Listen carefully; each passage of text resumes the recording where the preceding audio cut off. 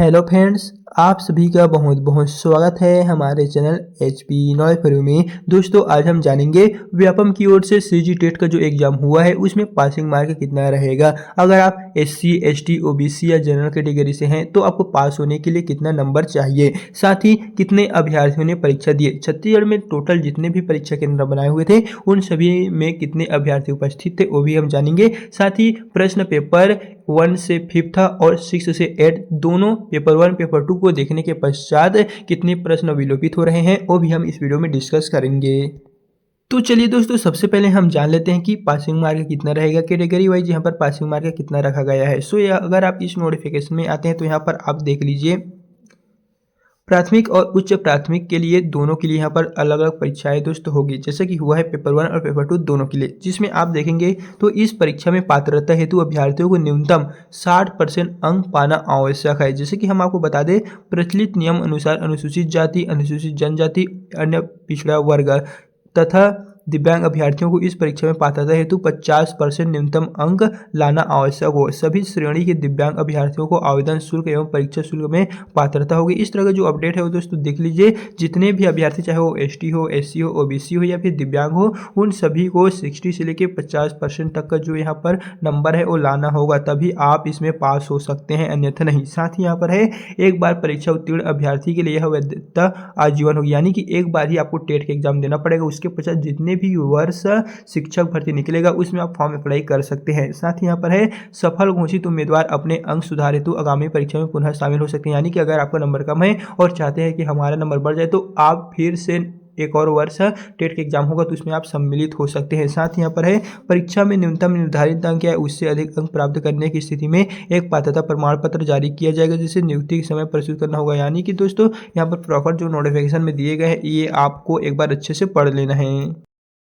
तो यहाँ अगर आप इस नोटिफिकेशन में देखते हैं तो यहाँ पर साफ साफ लिखा गया है, CG टेट का एग्जाम जो हुआ था ये प्रथम पाली वाला है, ये सेकंड पाली वाला है। तो इस प्रकार से यहाँ पर टाइम एंड दिए गए हैं। सो दोस्तों, पहले नंबर पे देखेंगे तो अंबिकापुर में टोटल प्रथम पाली यानी कि 1 से 5 तक के लिए आपका 24 केंद्र बनाए गए थे अंबिकापुर में। टोटल इसमें पंजीकृत अभ्यर्थी थे 9416 और द्वितीय पाली के लिए 49 परीक्षा केंद्र इसी जी में बने थे, जिसमें टोटल कुछ इस प्रकार से 16,916 अभ्यर्थी पंजीकृत थे।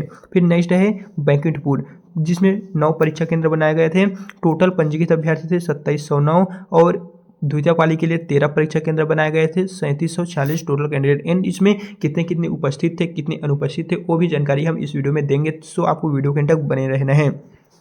फिर नेक्स्ट यहाँ पर है बिलासपुर। बिलासपुर में टोटल 54 तरह के परीक्षा केंद्र प्रथम पाली के लिए बनाए गए थे, जिसमें 18,116 कैंडिडेट परीक्षा दिए, यानी कि टोटल फॉर्म भरे थे। फिर नेक्स्ट है, द्वितीय पाली के लिए 98 परीक्षा केंद्र एग्जाम सेंटर बनाए गए थे, जिसमें 30,309 अभ्यर्थियों ने फॉर्म भरे थे। फिर नेक्स्ट है दंतेवाड़ा में टोटल 13 परीक्षा केंद्र बनाए गए थे, जिसमें से 3,052 परीक्षार्थियों ने फॉर्म भरे थे और द्वितीय पाली के लिए 16 एग्जाम सेंटर बनाए गए थे, जिसमें 3709 ने फॉर्म भरे थे।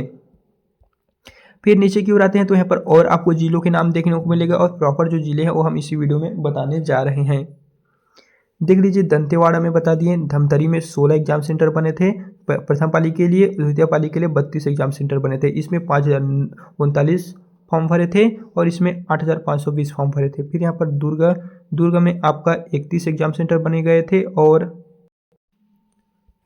12,096 अभ्यर्थियों ने फॉर्म भरे थे और द्वितीय पाली के लिए 70 एग्जाम सेंटर बने थे, जिसमें 26,171 फॉर्म भरे थे। फिर नेक्स्ट यहाँ पर है जगदलपुर का भी दोस्तों कुछ इसी प्रकार से हमें देखने को मिलेगा। जांजगीर में 17 एग्जाम सेंटर थे प्रथम पाली के लिए, द्वितीय पाली के लिए 29 थे, जिसमें कुछ इस प्रकार से फॉर्म भरे गए थे। जसपुर में भी कुछ इस प्रकार से आपको देखने को मिलेगा। और नीचे की ओर आएंगे तो यहाँ पर हम आपको एक और जिले का बता दें, कोरबा में टोटल 7 परीक्षा केंद्र बनाए गए थे प्रथम पाली के लिए, जिसमें 2214 अभ्यर्थियों ने फॉर्म भरे थे और द्वितीय पाली के लिए 14 सेंटर बनाए गए थे, जिसमें 4,369 अभ्यर्थियों ने फॉर्म भरे थे। टोटल अगर आप सभी जिलों को इंक्लूड करेंगे तो यहाँ पर आपको कुछ इस प्रकार से डाटा देखने को मिलेगा। टोटल एग्जाम सेंटर प्रथम पाली के लिए 366 बने थे, द्वितीय पाली के लिए 656 बने थे, जिसमें प्रथम पाली में 1,18,642 अभ्यर्थियों ने फॉर्म भरे थे और द्वितीय पाली के लिए 4,541 अभ्यर्थियों ने फॉर्म भरे थे। लेकिन दोस्तों डाटा हमें ये प्राप्त होता है कि इतने अभ्यर्थियों में से कितने अभ्यर्थियों ने पेपर दिलाने गए हैं, क्योंकि यहाँ पर जो हमें डाटा मिला है वो सिर्फ ऐसे डाटा है जितने अभ्यर्थियों ने उस एग्जाम सेंटर के अंडर फॉर्म भरे थे।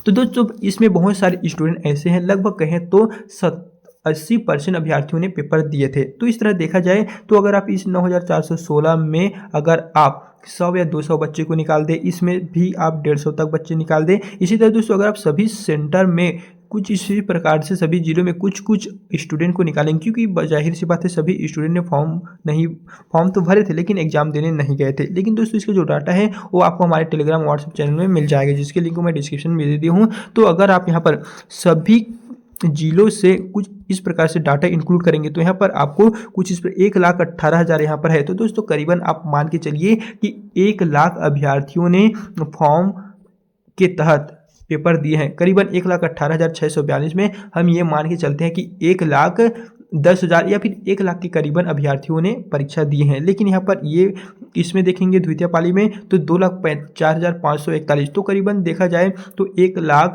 और हम कह सकेंगे 95,000 के अभ्यर्थियों ने इसमें फॉर्म भरे थे और परीक्षा दिए थे। बाकी जो है दोस्तों समय से पहले नहीं गए थे तो वो अब्सेंट हो गए या फिर किसी भी कारण से अब्सेंट हो सकता है। तो हमें जो डाटा यहाँ पर मिल रहा है उसी के अकॉर्डिंग हम आपको बता रहे हैं।